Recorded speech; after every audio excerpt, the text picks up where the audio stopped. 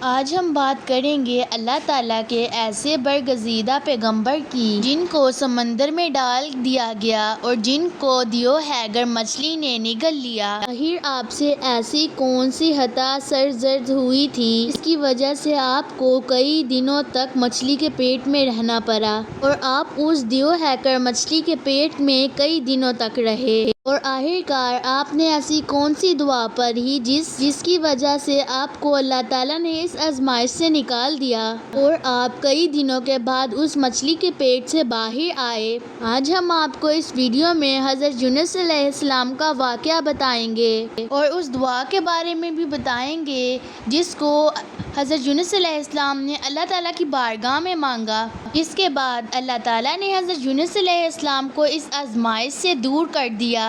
اس دعا کو جو بھی مصیبت زدہ پڑھے گا، اللہ تعالیٰ اس کو اپنے فضل و کرم سے اس کی پریشانیوں کو دور کر دے گا۔ حضرت یونس علیہ السلام اللہ تعالیٰ کے ایک برگزیدہ پیغمبر گزرے ہیں جن کو اللہ تعالیٰ نے قوم بنی اسرائیل کی طرف مبعوث فرمایا تھا۔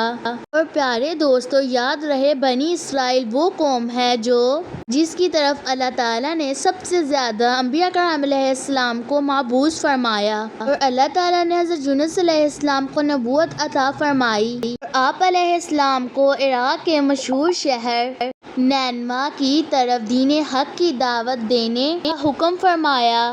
اللہ تعالیٰ نے جب حضرت یونس علیہ السلام کو نبوت عطا فرمائی تو اس وقت آپ کی عمر مبارک 28 سال تھی۔ چنانچہ اللہ تعالیٰ کے حکم کے مطابق حضرت یونس علیہ السلام نینوا کو ایک عرصے تک دعوت اسلام دیتے رہے اور انہیں اللہ تعالیٰ کی بارگاہ وحدانیت کی طرف بلاتے رہے، لیکن اہل نینوا نے آپ کی بات پر کوئی کان نہ بھرا اور وہ اسی طرح اپنے گناہوں میں مبتلا رہے۔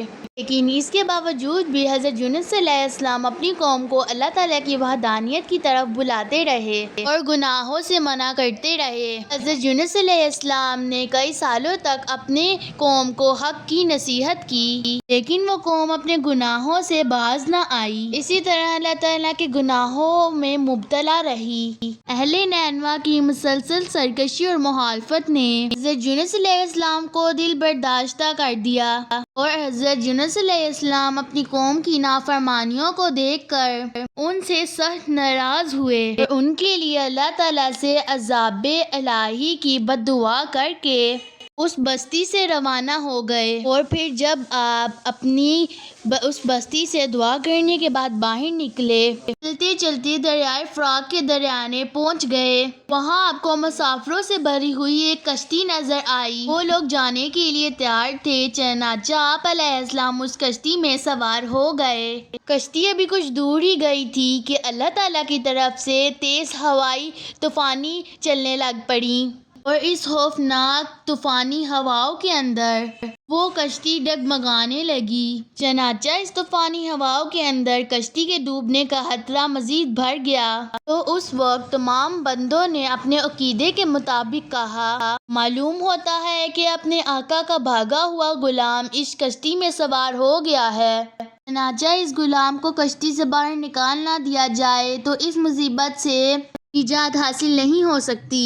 چنانچہ بندوں کی یہ بات سن کر حضرت یونس علیہ السلام نے دل ہی میں یہ بات سوچی، میں نے اللہ تعالیٰ کی وحی نازل ہونے سے پہلے اپنی قوم کے لیے بد دعا کی، وہاں سے چل آیا، اور شاید اللہ کو یہ میرا عمل پسند نہ آیا ہو اور شاید اس وجہ سے یہ اثر نمودار ہوئے ہیں۔ چنانچہ حضرت یوسف علیہ السلام نے یہ منظر دیکھ کر ان بندوں سے کہا، میں ہی وہ بھاگا ہوا غلام ہوں جو اپنے آقا سے بھاگ کر یہاں اس کشتی میں سوار ہو گیا ہوں، مجھے اس کشتی سے نیچے پھینک دو تاکہ یہ طوفان رک جائے۔ مگر کشتی میں سوار یہ مسافر اور اللہ آپ کے بارے میں خوب جانتے تھے، آپ کو ایک نیک انسان سمجھتے تھے اور آپ کی شرافت سے واقف تھے۔ اس کے بعد یہ معاملہ طے پایا کہ قرعہ اندازی کی جائے گی۔ قرعہ اندازی میں جس کا نام آئے گا اس کو اس کشتی سے باہر پھینک دیا جائے گا۔ چنانچہ سب کی رائے کے مطابق قرعہ اندازی کی گئی۔ چنانچہ پہلی ہی باری میں حضرت یونس علیہ السلام کا نام نکل آیا، لیکن اس کے باوجود بھی تمام بندوں کو یقین نہ آیا۔ لیکن اس کے بعد دوسری اور تیسری طرف قراندازی کی گئی، مگر ہر بار حضرت یونس علیہ السلام کا نام آ رہا تھا۔ چنانچہ بندے اس بات پر مجبور ہو گئے کہ حضرت یونس علیہ السلام کو اس کشتی سے باہر پھینک دیا جائے۔ ابھی وہ لوگ یہ سب سوچ ہی رہے تھے کہ حضرت یونس علیہ السلام نے کشتی سے خود ہی چھلانگ لگا دی۔ اس وقت اللہ تعالیٰ نے ایک بہت ہی بڑی مچھلی کو حکم دیا کہ اس نے آپ علیہ السلام کو زندہ ہی نگل لیا۔ اس وقت اس مچھلی نے اللہ تعالیٰ کے حکم سے آپ کو صحیح سلامت اپنے پیٹ میں موجود رکھا۔ جب حضرت یونس علیہ السلام ناراض ہو کر اپنی قوم سے اس بستی سے چلے گئے تھے، آپ علیہ السلام نے ان کو عذاب الہی کی پیش گوئی بھی کی تھی، لیکن ان لوگوں کو حضرت یونس علیہ السلام کی کوئی بھی بات پر یقین نہ آیا۔ لیکن وہ لوگ کہتے تھے کہ حضرت یونس علیہ السلام کہتے تھے کہ اللہ تعالیٰ کا ایک بہت بڑا عذاب آئے گا، لیکن اب تک تو کوئی عذاب نہ آیا۔ نہ جانے وہ عذاب کب آئے گا، لیکن کچھ ہی دنوں بعد عذاب کے اثرات منور ہونے لگے۔ چنانچہ عذاب الہی کو دیکھ کر وہ لوگ بہت پریشان ہوئے۔ وہ آپس میں کہنے لگے حضرت یونس علیہ السلام کی یہ بات سچ تھی اور وہ واقعی اللہ تعالیٰ کے پیغمبر ہیں۔ چنانچہ ان لوگوں نے اللہ تعالیٰ کے اس عذاب کو دیکھ کر اللہ تعالیٰ کی بارگاہ میں خوب عبادت کی اور اللہ تعالیٰ کی وحدانیت پر ایمان لے آئے اور اللہ تعالیٰ سے اس عذاب کے ٹل جانے کی دعا کرنے لگے۔ تو اس وقت اللہ تعالیٰ نے ان کی توبہ کو قبول فرما لیا اور ان کو اس عذاب سے محفوظ رکھا۔ ادھر حضرت یونس علیہ السلام مچھلی کے پیٹ میں زندہ تھے، اللہ تعالیٰ کی وحی کا انتظار کیے بغیر اپنی قوم کو وہیں چھوڑانے پر نادم تھے۔ تو حضرت یونس علیہ السلام نے اللہ تعالیٰ کی بارگاہ میں اپنی معافی کے لیے یہ دعا پڑھی۔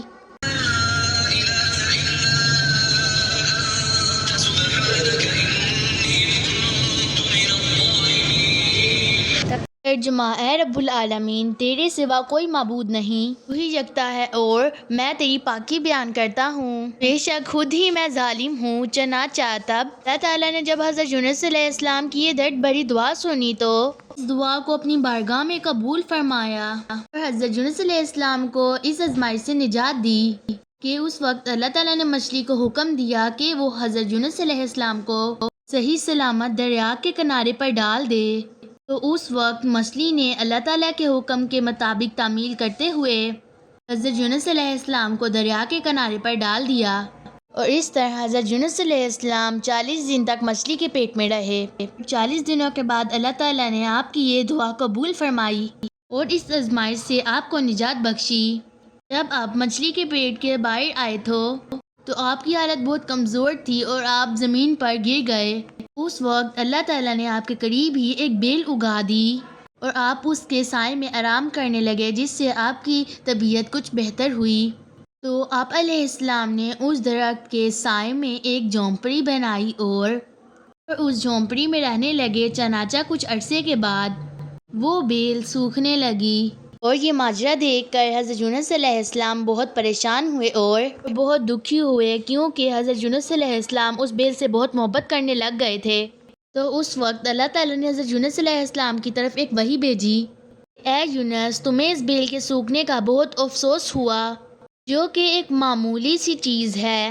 تم قوم کو چھوڑتے وقت نینو میں بسنے والے 1,00,000 انسانوں کو اس کے علاوہ لاتعداد جانوروں کو ہلاک کرنے میں ہمیں ناگواری نہ ہوتی اور ہم ان کے لیے اس سے بھی زیادہ مہربان نہ ہوتے جتنا تم اس بیل کے لیے ہوئے ہو، اور آپ وحی کا انتظار کیے بغیر اپنی قوم کو چھوڑ کر چلے آئے۔ ایک نبی کی یہ شان نہیں کہ وہ اپنی قوم کو اکیلا چھوڑ کر چلا جائے، اپنی قوم کو بد دعا کر کے ان سے نفرت کرنے کی وجہ سے جدا ہو جائے، وحی کا انتظار بھی نہ کرے۔ پھر اللہ تعالیٰ نے حضرت یونس علیہ السلام کو یہ حکم دیا کہ وہ دوبارہ نینوا جائیں اور وہاں کے لوگوں کو دین حق کی طرف بلائیں۔ چنانچہ حضرت یونس علیہ السلام اللہ تعالیٰ کے حکم کے مطابق نینوا کے لوگوں کے پاس واپس چلے گئے۔ تو انہوں نے حضرت یونس علیہ السلام کی آمد پر بہت خوشی کا اظہار ظاہر کیا۔ تو اس کے بعد حضرت یونس علیہ السلام سے دین کی تبلیغ حاصل کرنے لگے۔ اس قوم نے حضرت یونس علیہ السلام کی بات مانی اور اسلام قبول کر لیا۔ اگر آپ کو یہ کہانی اچھی لگی ہو تو لائک شیئر ضرور کریں۔